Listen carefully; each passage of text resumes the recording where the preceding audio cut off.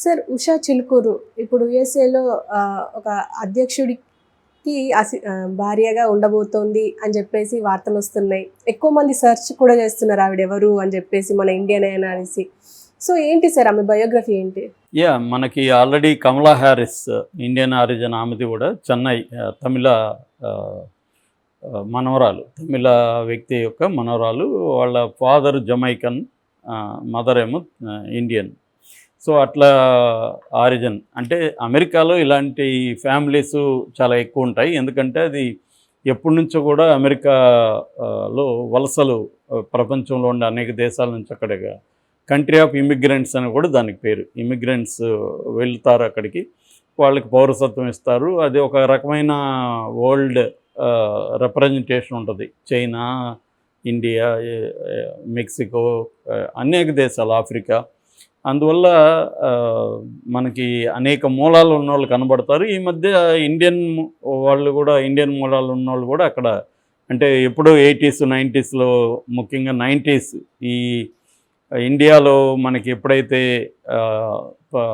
సంస్కరణలు వచ్చాయో, ఆర్థిక సంస్కరణలు, దాంతో మనకి సర్వీస్ ఇండస్ట్రీ అనేది గ్రో అయింది. సర్వీస్ ఇండస్ట్రీ నుంచి ఎక్కువగా అమెరికాకు వెళ్ళడం అనేది స్టార్ట్ అయింది. ఆ తర్వాత అక్కడే పుట్టిన జనరేషను అక్కడ అమెరికన్ సిటిజన్ అయిపోతారు. వాళ్ళు ఇప్పుడు వివిధ రంగాల్లో మనకి కనపడడం మొదలైంది. సో ఇది ఒక జనరేషన్, 2 జనరేషన్ తర్వాత మన వాళ్ళు కూడా అక్కడ అనేక రంగాల్లో ముందుకు వస్తున్నారు. మనకు ఆల్రెడీ కార్పొరేట్ సెక్టర్లో సుందర పిచ్చయ్య కావచ్చు, సత్యానాదెల్ల కావచ్చు, ఇంకా చాలామంది కార్పొరేట్ సెక్టర్లో పెద్ద పెద్ద సంస్థలకు కూడా సీఈఓలుగా కూడా మన వాళ్ళు వెళ్తారు. అందులో తెలుగు వాళ్ళు కూడా ఉన్నారు. సో అలాగా ఇప్పుడు ఈమె ఉషా చిలుకూరు, ఈమె పేరు సడన్గా ఒక్కసారి, ఇప్పటివరకు ఎవరికి తెలియదు. ఈమె ఉషా చిలుకూరు అంటే ఎవరికి తెలియదు. సడన్గా ఇవాళ మొత్తం ఇండియా వైజు పాపులర్ అయిపోయింది. ముఖ్యంగా తెలుగు రాష్ట్రాల్లో ఎవరి చిలుకూరు, మన అమ్మాయినా, మన కులమా, ఎతకడం మొదలుపెట్టారు. జనరల్గా ఏంటంటే ఆంధ్రప్రదేశ్ ముఖ్యంగా కులం అనేది కాస్ట్, ఉషా చిలుకూరు కాస్ట్ అని, ఉషా చిలుకూరు అనగానే మనకి సజెషన్లోనే గూగుల్లో కాస్ట్ వచ్చేస్తుంది. సో అది ఎదుగుతారు. చాలామంది చిలుకూరు అంటే మామూలుగా కమ్మ సర్నేమ్ అనుకుంటారు, కానీ ఆమెది బ్రాహ్మణ ఫ్యామిలీ అని చెప్తున్నారు. ఎందుకంటే ఈ సర్నేమ్స్ జనరల్గా ఎలా వస్తుంటాయంటే, ఎప్పుడో ఒక ఊరు నుంచి, ఆ ఊరు నుంచి ప్రజలు వేరే దగ్గరికి వలస వెళ్ళినప్పుడు ఆ ఊరు పేరుతో పిలుస్తుంటారు. సో అలాగా చిలుకూరు నుంచి వెళ్ళిన ప్రజలకు అందరికీ చిలుకూరే సర్నేమ్ మారిపోతుంది, అది కులాలు మారినా కూడా. అందుకనే ఒకే సర్నేము వివిధ కులాల్లో కూడా ఉంటుందన్నమాట. అలాగా ఈమె బ్రాహ్మణ్, వీళ్ళ నాన్న రాధాకృష్ణ చిలుకూరు, అమ్మ లక్ష్మి. వీళ్ళది కృష్ణా జిల్లా పామర్రు దగ్గర అని చెప్తున్నారు, అక్కడ ఒక అగ్రహారం అని చెప్తున్నారు. సో వీళ్ళు ఎప్పుడో 1980sలోనే ఇక్కడ హైదరాబాద్కి వచ్చేసారు. ఇక్కడ నుంచి వెళ్ళిపోయారు అమెరికాకి. వీళ్ళ నాన్న రాధాకృష్ణ, ఆయన క్రిస్ అని పిలుస్తారు. మామూలుగా ఎక్కువగా రాధాకృష్ణలు క్రిష్ అయిపోతుంటారు. సో ఈ క్రిష్ అని ఆయన ఐఐటి చెన్నైలో చేశాడని చెప్పారు. దాని తర్వాత వీళ్ళ అమ్మ లక్ష్మి కూడా, ఆమె కూడా marine molecular biology and chemist అనమాట. సో ఈయన అక్కడ కాలిఫోర్నియాలో సెటిల్ అయ్యారు. వీళ్ళ ఫ్యామిలీ కాలిఫోర్నియాలో శాన్ డియోగో కౌంటీలో సెటిల్ అయ్యారు. అక్కడే ఈమె పుట్టింది. 1986 జనవరి 6న ఈ ఉషా చిలుకూరు పుట్టింది. అక్కడ లోకల్గానే ఆమె చదువుకున్నది. ఆమె వాళ్ళ ఫ్యామిలీ హిందూ సంప్రదాయాల్ని పాటించే ఒక రిలీజియస్ ఫ్యామిలీగానే చెప్పుకోవచ్చు. ఆమె అక్కడ చిన్నప్పుడే ఆమెని లీడర్ అని పిలిచేవాళ్ళంట. చైల్డ్హుడ్ ఫ్రెండ్స్, బుక్ వామ్ అని కూడా పిలిచేవాళ్ళు. పుస్తకాలు పురుగు అంటారు కదా, పుస్తకాలు ఎక్కువ చదవడం అది. ఆ తర్వాత ఆమె క్లేర్ కాలేజ్ కేంబ్రిడ్జిలో చదువుకున్నది. అక్కడ MBA philosophy in modern history, early modern హిస్టరీలో ఫిలాసఫీ, ఎట్లా ఆధునిక చరిత్రలో తత్వశాస్త్రం అనే ఒక టాపిక్ మీద ఆమె ఎంఫిల్ చేసింది, ఎంఏ ఎంఫిల్. తర్వాత యేల్ లా స్కూల్లో ఆమె లా చదివింది. తర్వాత వాళ్ళకి ముందు నుంచి కూడా ఏంటంటే అమెరికాలో కానీ యూరోప్లో కానీ చదువులో భాగంగా వాళ్ళకి సోషల్ వర్క్ కూడా ఉంటుంది. ఈ మధ్య మన ఇండియాలో కూడా చాలా యూనివర్సిటీలో, కాలేజీల్లో ఇది పెడుతున్నారు. అంటే వాళ్ళని సోషల్ దీంట్లో కూడా డిఫరెంట్ ఫీల్డ్స్లో మింగిల్ చేస్తారు. చదువు అంటే వాళ్ళకి అది కూడా పార్ట్ అనమాట. ఫీల్డ్ వర్క్ ఉంటుంది, రీసెర్చ్ ఉంటుంది, ఇవన్నీ ఉంటాయి. అలాగా ఏమి కూడా చేసింది. ఈ లా స్కూల్ చదివేటప్పుడే అతను కూడా చదివాడు. ఎవరు? జేడి వ్యాన్స్, ఈమె హస్బెండ్. జేడి వ్యాన్స్ అంటే జేమ్స్ డేవిడ్ వ్యాన్స్ అతనికి ఇప్పుడు 39 ఏళ్ళు, ఈమెకు 38 ఏళ్ళు.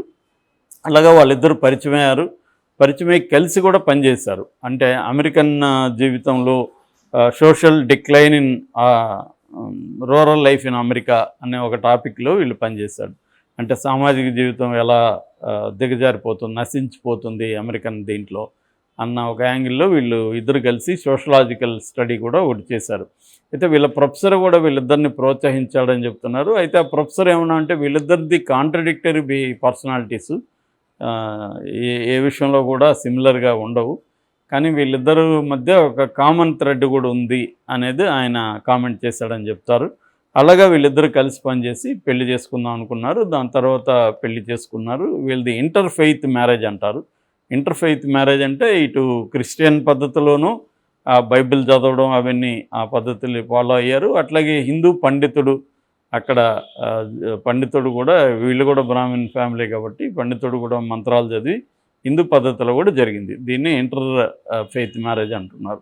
సో ఇప్పటికి కూడా అతనేమో క్రిస్టియన్గానే ఉంటున్నాడు. అతను కూడా ఎవాంజలికల్గా ఉండి తర్వాత క్యాథలిక్గా మారాడు. 2019లో క్యాథలిక్గా చేంజ్ అయ్యాడు.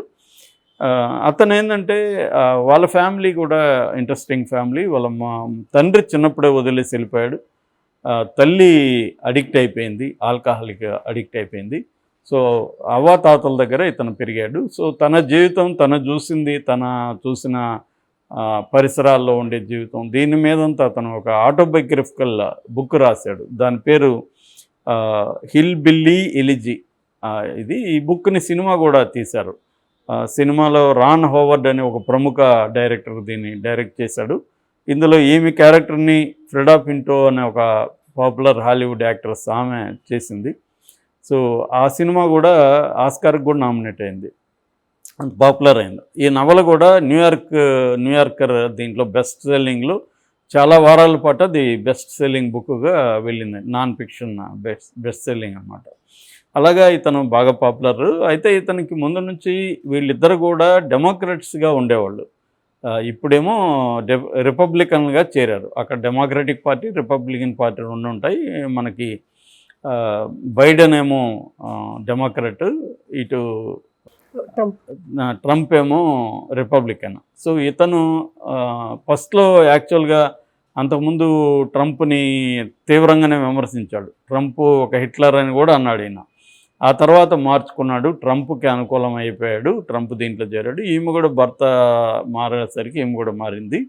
సో వీళ్ళిద్దరు ఇప్పుడు రిపబ్లికన్గా మారిపోయారు. మొన్ననే ట్రంప్ మీద దాడి జరిగిన తర్వాత, పెన్సిల్వేనియాలో ట్రంప్ మీద అత్యాయత్నం జరిగిన తర్వాత వాళ్ళు రన్మేట్ అంటారు. రన్మేట్ అంటే వైస్ ప్రెసిడెంట్, కాబోయే వైస్ ప్రెసిడెంట్ రన్మేట్గా ఇతన్ని డిక్లేర్ చేశారు, ఈ వ్యాన్స్ని. సో డిక్లేర్ చేయడంతో ఇతను కాబోయే వైస్ ప్రెసిడెంట్ అంటున్నారు. ఎందుకంటే అక్కడ ఇప్పుడున్న సర్వేలన్నీ కూడా మళ్ళీ ట్రంపే అధికారంలోకి వస్తాడని చెప్తున్నాయి. మొన్న చనిపోయిన ఆయన మీద అటాక్ జరిగిన తర్వాత కూడా 8% ఆయనకి పెరిగిందని చెప్తున్నారు పాపులారిటీ. సో 70% పైన పాపులారిటీ ఉంది. కాబట్టి ఖచ్చితంగా ఆయనే ప్రెసిడెంట్ అవుతాడు. ఆయన అయితే ఆటోమేటిక్గా ఈయన వైస్ ప్రెసిడెంట్ అవుతాడు. సో ఆయన వైస్ ప్రెసిడెంట్ అయితే ఈమె సెకండ్ ఉమెన్ అంటారు. ఫస్ట్ ఉమెన్ అయితే ప్రెసిడెంట్ భార్యని ఫస్ట్ ఉమెన్ అంటారు, వైస్ ప్రెసిడెంట్ భార్యని సెకండ్ ఉమెన్. అంటే అమెరికాలోనే సెకండ్ ఉమెన్ తెలుగు ఆమె అవుతుంది. అది నిజానికి తెలుగు ఆమె అంటే స్ట్రిక్ట్గా తెలుగు ఆమె కాదు, తెలుగు ఆరిజిన్ ఉంది. మనం తెలుగు అని క్లెయిమ్ చేసుకుంటాము ఏదైనా. సో అంటే దీనివల్ల మనకేంటి లాభం అనుకుంటే ఏమి ఉండదు. ఇప్పుడు కమలా హ్యారిస్ వల్ల తమిళనాడుకి వచ్చిన లాభం ఏం లేదు, ఇండియాకి వచ్చిన లాభం ఏం లేదు ఆమె వైస్ ప్రెసిడెంట్ ఉండడం వల్ల. ఎవరైనా ఇప్పుడు ఒబామా ఉన్నాడు, ఆయనది జమైకన్ ఆరిజిన్, ఆఫ్రికన్ ఆరిజిన్, కానీ ఆయన వల్ల ఆఫ్రికాకి ఏమన్నా మేలు జరిగిందా? ఏం లేదు. ఎవరైనా అమెరికన్ సిటిజన్ అయినాక వాళ్ళ ఫస్ట్ కర్తవ్యం అమెరికా సంబంధించిన ప్రయోజనాల్ని నెరవేర్చడం ఉంటుంది. పైగా ట్రంప్ ఎంత కన్జర్వేటివ్ మనకు తెలుసు. నిజానికి ట్రంప్ వస్తే మనకి ఇబ్బందులే అని చెప్తున్నారు. ఎందుకంటే ఇమ్మిగ్రేషన్ అతను వ్యతిరేకిస్తున్నాడు. ఇక్కడ వాళ్ళకే జాబ్స్ ఫస్ట్ రావాలి, ఇక్కడ సిటిజన్స్కే ఇంపార్టెన్స్ ఇవ్వాలనేది బేసిక్గా ట్రంప్ థీరీ. సో అది ఆ, మళ్ళీ ఒకసారి అమెరికన్లో ఆ థియరీకే ఇంపార్టెన్స్ ఇస్తున్నారు. కాబట్టి ఆ రకంగా తీసుకున్నప్పుడు ఇండియన్స్కి పెద్ద ఉపయోగం ఉండే అవకాశం ఏం లేదు. ఇప్పుడు రిషి సునక్ ఆయన కూడా ఇండియన్ ఆరిజిన్.